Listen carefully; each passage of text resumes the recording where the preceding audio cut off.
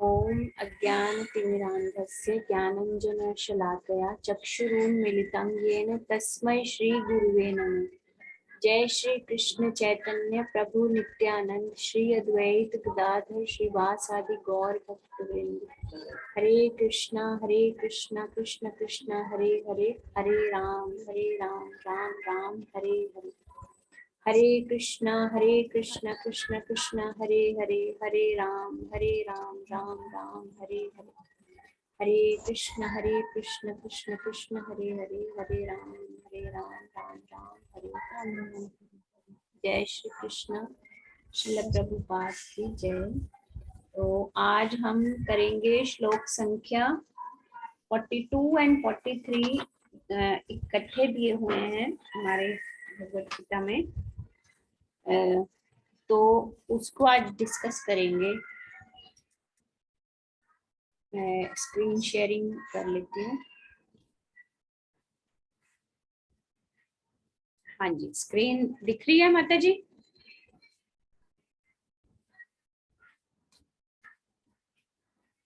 Recite करते हैं श्लोक को।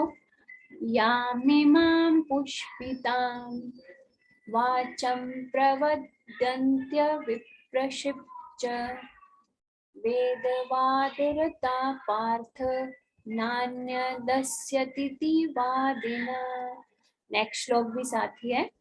कामात्मना स्वर्ग परा जन्म कर्म फल प्रदाम क्रिया विशेष बहुलां भोगैश्वर्य गतिं प्रति।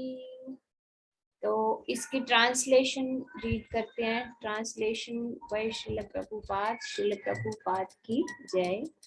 अल्पज्ञानी मनुष्य वेदों के उन अलंकारिक शब्दों के प्रति अत्यधिक आसक्त रहते हैं जो स्वर्ग की प्राप्ति, अच्छे जन्म, शक्ति इत्यादि के लिए विविध सकाम कर्म करने की संस्तुति करते हैं। इंद्रिय तृप्ति तथा ऐश्वर्यमय जीवन की अभिलाषा के कारण वे कहते हैं कि इससे बढ़कर और कुछ भी नहीं है।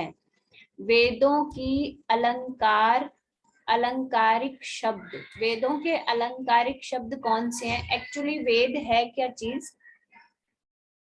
वेद भी जो हैं वो व्यास देव जी ने लिखे हैं, जिन्होंने भगवत गीता को भगवान के द्वारा बोली हुई वाणी को जो है वो इस तरह श्लोकों की फॉर्म में लिखा, वो भी वेद व्यास ही हैं। और वेद व्यास जी ने ही चारों वेद भी लिखे हैं। लेकिन वेदों की भाषा को अलंकारमयी भाषा कहा जाता है, क्योंकि वेदों का एक्चुअली लिखने का पर्पस क्या था? वेद व्यास जी का पर्पस उनका यही था कि जो मनुष्य जो है उनको ये पता चले कि धर्म पर चलते हुए हमें कार्य जो हैं वो किस तरह से करने चाहिए और किस तरह से उन कार्यों को हम भगवान के प्रति समर्पित करते हुए भगवान के साथ जुड़ सकते हैं। वेदों का जो पर्पस है वो भगवान के साथ जुड़ना है। वेदों में स्टेप बाय स्टेप जो है वो भगवान की भक्ति करने के, या भगवान की भक्ति हमें क्यों करनी चाहिए, स्टेप बाय स्टेप थ्योरी जो है वो दी हुई है। लेकिन एक्चुअली जो हम अल्प ज्ञानी लोग हैं, इसीलिए भगवान ने स्पेशली शब्द यूज किया है अल्प ज्ञानी, है ना। Let me share the screen again. हाँ जी, वेदों अल्प ज्ञानी मनुष्य, अल्प ज्ञानी क्यों कहा गया है? क्योंकि हम वेदों के पर्पस को भूल जाते हैं और सिर्फ उसकी अलंकारमय भाषा में फंस जाते हैं। पर्पस क्या है वेदों का? कि वेदों का पूरा ज्ञान प्राप्त करके हमें ये पता चले कि जीवन के उपरांत जब हमारी मृत्यु होगी, या जीवन मृत्यु के चक्र से निकलकर हमें श्री भगवान के साथ किस तरह से जुड़ना है, वो वेदों का एक्चुअली सार है ना। लेकिन हम जो है उस सार पर पहुंचते नहीं हैं, बल्कि उन अलंकारी शब्दों में हम फंसे रह जाते हैं। तो अलंकारी शब्द क्या है? एक बार मैं बता देती हूँ कि वेद जो है उसमें 4 प्रक्रियाएं मुख्य होती हैं, धर्म, अर्थ, काम, मोक्ष, है ना। अब धर्म, अर्थ, काम, मोक्ष का तात्पर्य क्या है कि वेद जो है वो इस तरीके से संकलित किए गए हैं, इस तरीके से लिखे गए हैं कि जो मनुष्य गृहस्थी में है, चाहे सन्यासी है, चाहे ब्रह्मचारी है, वो अपने धर्म पर चलता हुआ, जो कि हमने पिछले लेक्चर्स में डिटेल में डिस्कस किया है कि हमारे गृहस्थ रूप में धर्म क्या है, हमारा जो है सन्यासी रूप में धर्म क्या है, और हमारा ब्रह्मचारी रूप में धर्म क्या है, या अगर 4 वर्णों की बात करें तो क्षत्रिय, ब्राह्मण, शूद्र और वैश्य का धर्म क्या है। तो उस धर्म पर चलते हुए हमारा काम क्या है, धर्म के बाद है दूसरी प्रोसेसिंग है अर्थ। धर्म पर चलते हुए हम अर्थ कमाएं। अर्थ का मतलब क्या होता है, मॉनेटरी एस्पेक्ट्स, है ना, रुपया पैसा कमाना। लेकिन वो कमाना किस तरीके से, धर्म के मार्ग पर चलते हुए। और उस अर्थ को हमने करना क्या है, श्रीमद् भागवतम में क्लियरली लिखा हुआ है कि जो गृहस्थ है, क्योंकि बाकी के जो 4 आश्रम हैं, ब्रह्मचारी, बाकी के 3 आश्रम जो बचते हैं, ब्रह्मचारी, सन्यासी और वानप्रस्थी, ये लोग तो कमाई करते नहीं है, क्योंकि ब्रह्मचारी जो हैं वो 25 साल से पहले की आयु होती है, इसलिए वो अपने पेरेंट्स पे डिपेंडेंट होते हैं, इस तरह से कह सकते हैं। और वानप्रस्थी जो है वो रिटायर्ड एज है ना, रिटायरमेंट हो चुकी है, इसलिए वो भी कमाई नहीं करते। सन्यासी जो है वो कंप्लीटली अपने आप को भगवान की सेवा में सरेंडर कर देते हैं, तो वो भी नहीं कमाते। तो गृहस्थ जो है वो उसका काम होता है मेनली अर्थ कलेक्ट करना, रुपया पैसा कमाना, अपने अपने स्वभाव के अनुसार काम में लग के। तो श्रीमद् भागवतम में लिखा हुआ है जितना हम कमाते हैं उसको 50% जो है वो हमें दान करना चाहिए, ताकि ये तीनों के तीनों बाकी के आश्रम, ब्रह्मचारी, वानप्रस्थी और सन्यासी, इन तीनों आश्रमों के प्रति हमें दान करना चाहिए। जो 50% बचता है उसमें से हमें 25% जो है वो अपनी जरूरतों के लिए यूज करना चाहिए, और 25% हमें अपने बुरे वक्त के लिए, बीमारी है, बुढ़ापा है, उस टाइम के लिए बचा के रखना चाहिए।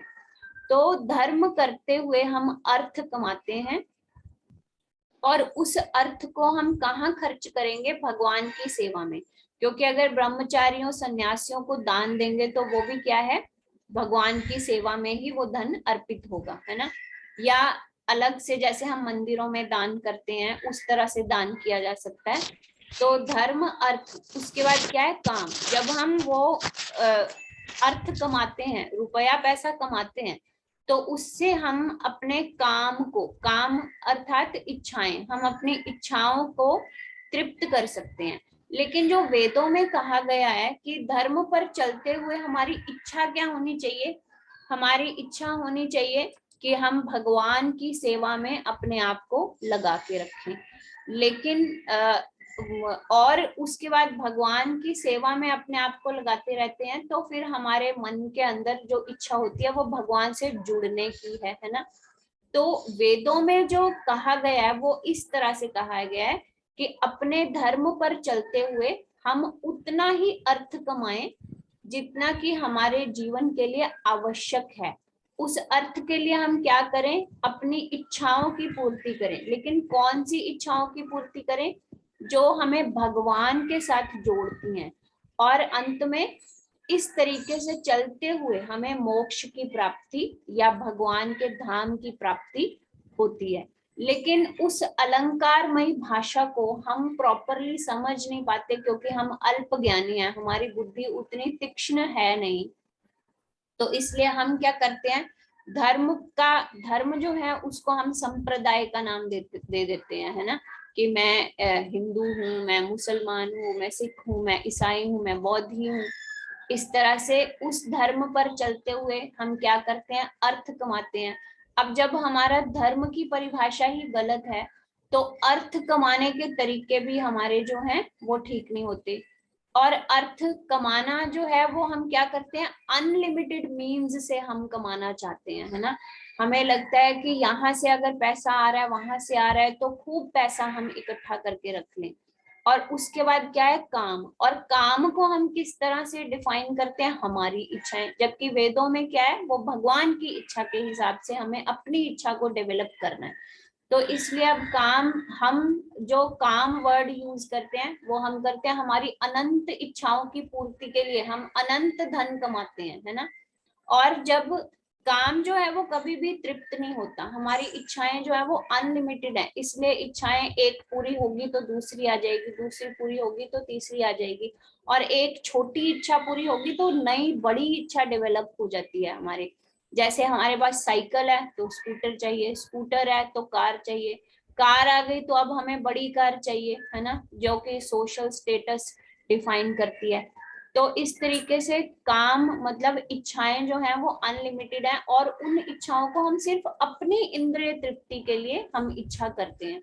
और अंत में क्या होता है, जब हमारी सारी उम्र भी बीत जाती है लेकिन हमारी इंद्रिय तृप्ति जो है वो कंप्लीट हो नहीं पाती, मृत्यु की शैया पर लेटे हुए भी हमारी कुछ ना कुछ इच्छा होती है। तो उस समय क्या होता है, हम फ्रस्ट्रेट हो जाते हैं लाइफ से कि सारी जिंदगी मैंने अपना शरीर गलाया, मैंने ये बनाया वो बनाया, लेकिन बनाया क्यों था मैंने, अपनी खुशी के लिए, पर मुझे खुशी तो मिली नहीं। तो इसलिए अब मैं इस झंझट से छुटकारा पाना चाहता हूँ, मैं क्या चाहता हूँ, मोक्ष, है ना। तो इस मतलब जन्म मृत्यु के चक्कर से बचना चाहता हूँ। जबकि वेदों में मोक्ष का मतलब है भगवान के धाम जाना। और हम जो मोक्ष की प्राप्ति चाहते हैं, हम चाहते होते हैं स्वर्ग की प्राप्ति, है ना। क्यों स्वर्ग की प्राप्ति चाहते हैं, क्योंकि हमारी इच्छाएं यहाँ पर पूर्ण हो नहीं पाई।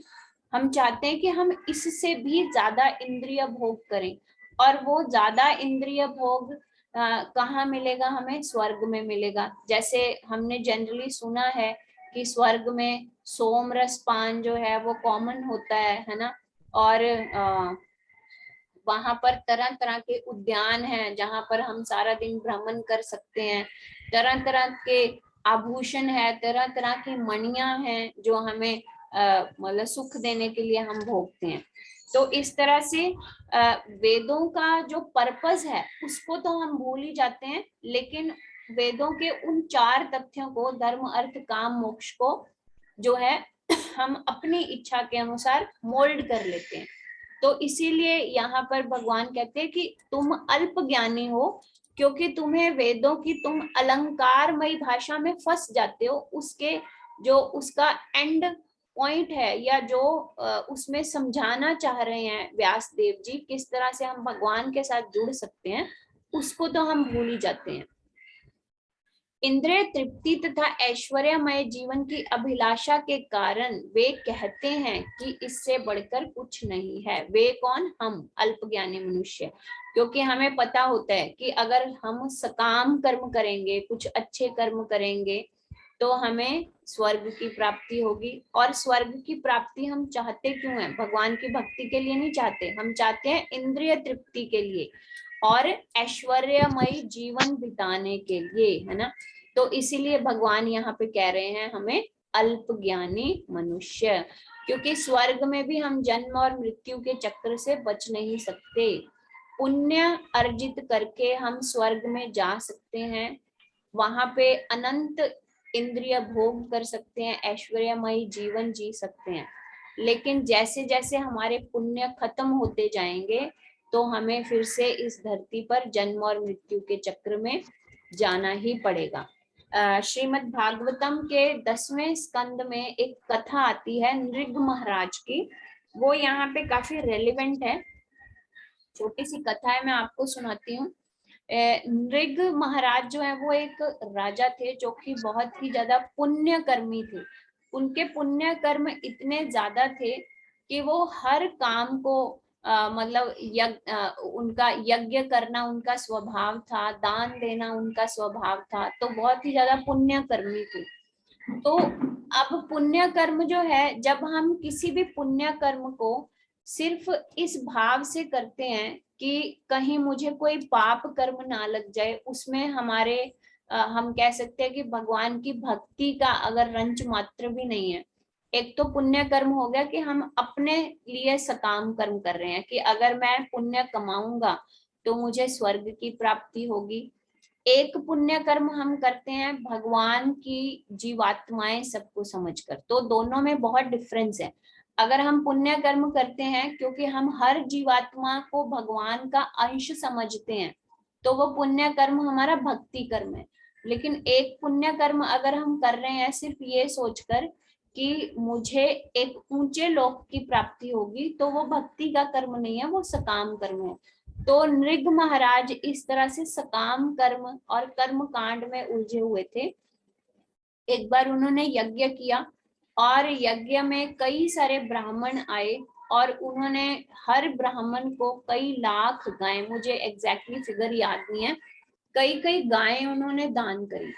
तो क्या हुआ, एक बार एक गाय वो एक ब्राह्मण को दान कर चुके थे और वो गायें उस ब्राह्मण के गौओं के झुंड से निकलकर फिर से जो है महाराज के उसमें झुंड में आके बैठ गई और वही गायें जो है वो दूसरे ब्राह्मण को दान हो गई, क्योंकि अब वो बाय चांस वो ऑलरेडी दान कर चुके थे और वो गायें वापस आके बैठ गई, तो महाराज ने ध्यान नहीं दिया, वो दूसरे ब्राह्मण को दान हो गई। तो अगर देखा जाए तो वेदों में ये जो है ये एक जघन्य अपराध पाप माना जाता है कि अगर हम एक कोई भी वस्तु ब्राह्मण को दान कर चुके हैं और फिर वही वस्तु हम उससे ले लेते हैं, है ना, तो वो पाप है। तो अब बाय मिस्टेक जाने अनजाने ऐसा हो गया कि ब्राह्मण को दान की हुई गायें जो है वो दूसरे ब्राह्मण को दान में चली गई।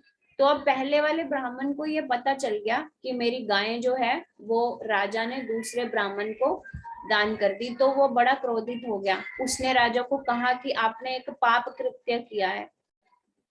तो राजा ने उनको समझाया कि अब ये गाय तो उनको दी जा चुकी है। तो पहले तो उन्होंने दूसरे ब्राह्मण से बात की कि आप जो गाय है ना वो वापस इनको दे दीजिए, क्योंकि ये पहले इनको दान हो चुकी थी। तो दूसरा ब्राह्मण भी जो है वो अड़ गया कि नहीं, आपने तो ये मुझे दान करी है, मैं नहीं दान कर सकता। तो वो दोनों ब्राह्मणों के ही बीच में फंस गए। उन्होंने कई सारी कंडीशंस रखी कि मैं आपको 1 लाख गायें और दान देता हूँ, मैं आपको इतना स्वर्ण दान दे देता हूँ, आप इस गाय पे दोनों में से कोई भी एक कॉम्प्रोमाइज कर लीजिए।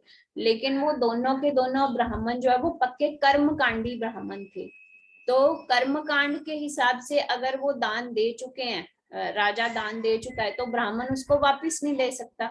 तो इसलिए वो दोनों ब्राह्मण इस बात पे एग्री नहीं किए।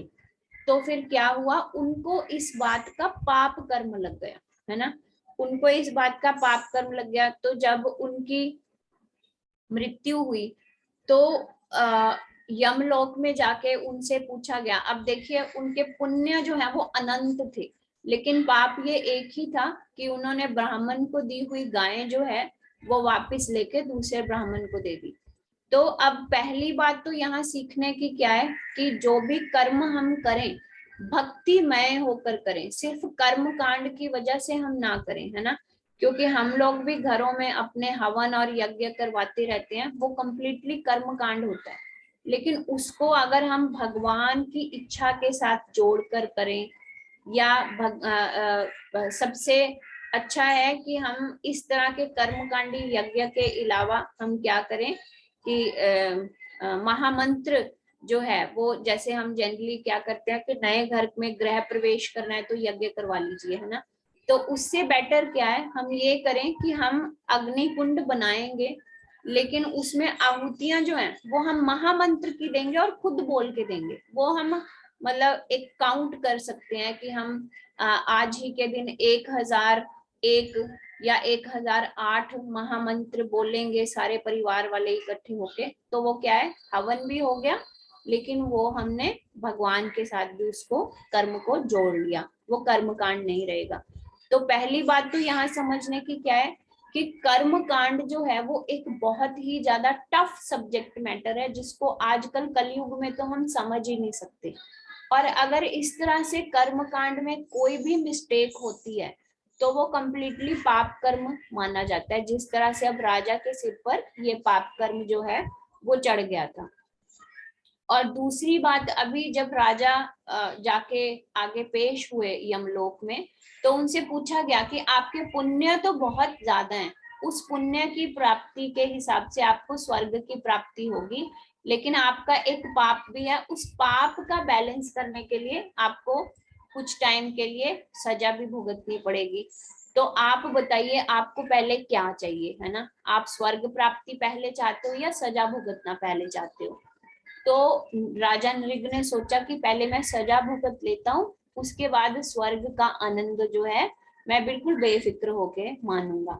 तो फिर उन्होंने कहा कि पहले मुझे सजा भुगतनी है, और साथ के साथ वो एक बड़ी छिपकली, जिसको हम गिरगिट भी बोल सकते हैं, है ना, एक गिरगिट की फॉर्म में कन्वर्ट हो गए और एक कुएं में जा गिरे, मतलब वो उनके अपराध की या पाप कर्म की सजा थी।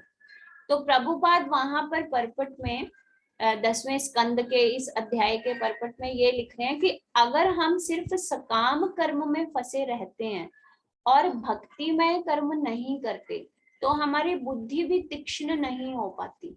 अगर हमारी बुद्धि तेज होगी तो शायद हम ये चूज करते, चलिए भक्ति में काम करते हुए भी मान लीजिए हमसे कोई पाप कर्म हो गया, तो कम से कम भगवान हमें इतनी बुद्धि जरूर देंगे कि हम पहले ये मांगते कि हमें पहले स्वर्ग में भेज दिया जाए, सजा को मैं बाद में देखूंगा।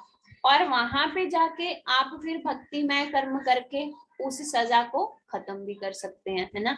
तो इसलिए प्रभुपाद ने वहां बहुत ही स्ट्रांगली ये पॉइंट दिया है कि कर्म कांड में कलयुगी मनुष्य को ये पता ही नहीं चलता, हम अपनी तरफ से तो पुण्य कर्म कर रहे हैं, लेकिन कर्म कांड में कलयुग में मनुष्य को ये नहीं पता चलता कि हमसे जाने अनजाने पाप कर्म भी हो रहे हैं, जिनका फल हमें फिर भुगतना पड़ेगा। और दूसरी बात कि अगर हम सिर्फ सकाम कर्म तक ही लिमिटेड रहे, हमने अपने आप को भगवान की भक्ति में जोड़ा नहीं, तो फिर हमारी बुद्धि जो है वो भी समय आने पर हमारा साथ नहीं देती, इसलिए हम गलत डिसीजन कर बैठते हैं।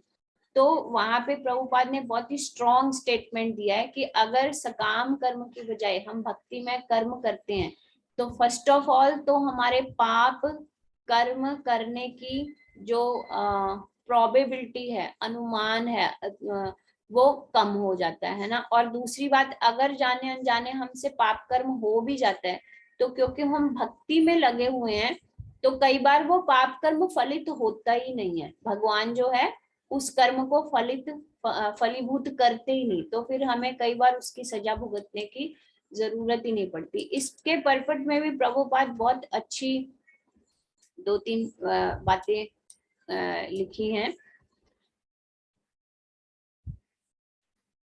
साधारणतः सब लोग अत्यंत बुद्धिमान नहीं होते, वे अज्ञान के कारण वेदों के कर्म कांड भाग में बताए गए सकाम कर्म के प्रति बहुत ज्यादा आसक्त हो जाते हैं। अब सकाम कर्म वेदों में लिखा क्यों गया है? ताकि हम केवल पुण्य कर्म करें, पाप कर्म ना करें, जिससे हम सतोगुणी हो जाएं। और सतोगुणी मनुष्य जो है वो भगवान के साथ इजीली और काफी जल्दी जुड़ पाता है। लेकिन हम उस सतोगुण को तो भूल जाते हैं। हमारा सिर्फ जो पर्पस होता है सकाम कर्म करने का, वो क्या होता है? केवल और केवल स्वर्ग की प्राप्ति। और स्वर्ग में क्या होगा? मदिरा और तरुणियां बहुत ही आसानी से उपलब्ध होंगी, भौतिक ऐश्वर्य जो है वो बहुत ही आसानी से उपलब्ध हो जाता है।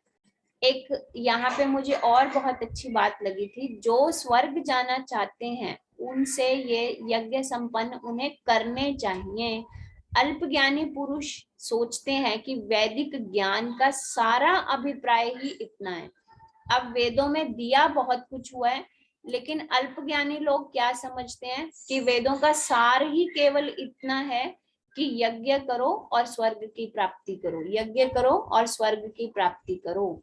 तो इसलिए प्रभुपाद ने इस पॉइंट को यहाँ पे रेज किया है कि अल्पज्ञानी पुरुष सोचते हैं कि वैदिक ज्ञान का सारा अभिप्राय केवल इतना है कि यज्ञ संपन्न करने से स्वर्ग की प्राप्ति होती है, जबकि यज्ञ की जो कंप्लीट आहुतियां हैं वो किसको जाती हैं? वो भगवान विष्णु, भगवान श्री कृष्ण को ही जाती हैं। भगवान श्री कृष्ण गीता में भी कहेंगे, भोक्ता राम यज्ञ तपसाम, कि सभी यज्ञों की आहुतियों का भोक्ता मैं ही हूँ। ऐसे लोगों के लिए कृष्ण भावनामृत के दृढ़ कर्म में स्थित हो पाना अत्यंत कठिन है। जो लोग सिर्फ ये सोचते हैं कि हम यज्ञ कर रहे हैं क्योंकि हमें स्वर्ग की प्राप्ति करनी है ना, जबकि भगवान जो है वो स्वयं को यज्ञ भी कहते हैं श्रीमद् भागवतम में। इससे निकल के अंदर चला गया तो फिर मुझसे निकल नहीं रहा, फिर इसका सारा लिक्विड निकाल के मैं ऐसे ही रख लूं। आप ही कर। जिस प्रकार मूर्ख लोग विषैले वृक्षों के फूलों के प्रति बिना यह जाने आकर्षित हो जाते हैं। अब हम कई बार कहीं घूमने जा रहे हैं, हमें कुछ फूल बहुत सुंदर लग रहे हैं और हमने उनकी सुंदरता को देखकर ही उनको तोड़ा और सूंघ लिया, है ना, लेकिन वो फूल क्या निकला? विषैला निकला। जैसे ही उस विषैले फूल को सूंघा तो हमें चक्कर आने शुरू हो गए, सिर दर्द होना शुरू हो गया। उसी तरह से सेम प्रभुपाद कह रहे हैं कि अगर हम वेदों का सार सिर्फ इतना ही समझते हैं कि वेदों में केवल स्वर्ग जाने का मार्ग है, तो इट मीन्स हम उन फूलों को बिना देखे बिना जाने हमने सूंघा और हम फंस गए।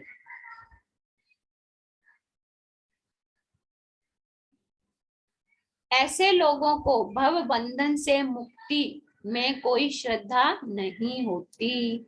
जो लोग सिर्फ ये सोचते हैं कि हम सकाम कर्म करेंगे और हमें स्वर्ग की प्राप्ति होगी, तो उनको भव बंधन से मुक्ति की कोई इच्छा नहीं होती। एक्चुअली उनको ये पता ही नहीं होता कि स्वर्ग जाने से भी वापसी फिर से इसी सृष्टि में मृत्यु और जन्म के चक्र में फिर से हो जाएगी। उनको लगता है कि एक बार अगर स्वर्ग पहुंच गए तो फिर वहां पे ना जन्म है, ना मृत्यु है, ना बुढ़ापा है, बल्कि सच्चाई जो है वो ये है कि जब हमारे जो पुण्य कर्म है वो खत्म हो जाएंगे तो हमें फिर से यहाँ पे जन्म लेना पड़ेगा और फिर से उसी हम धर्म अर्थ काम मोक्ष के चक्कर में फंस जाएंगे। वे सामान्यतः विषयी होते हैं और जीवन में स्वर्गिक आनंद के अतिरिक्त और कुछ नहीं चाहते।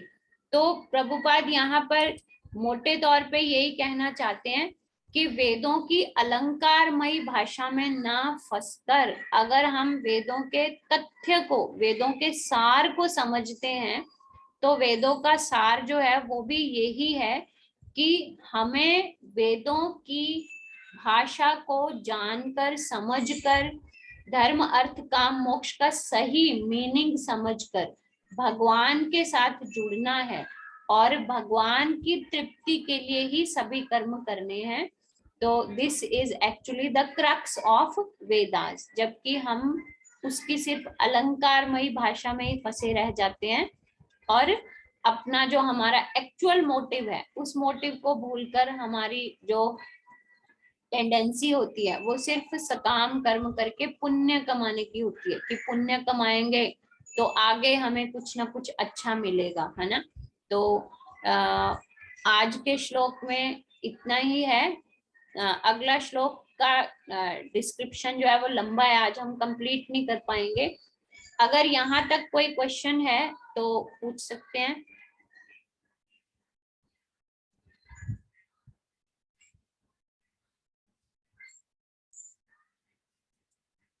हरे कृष्णा।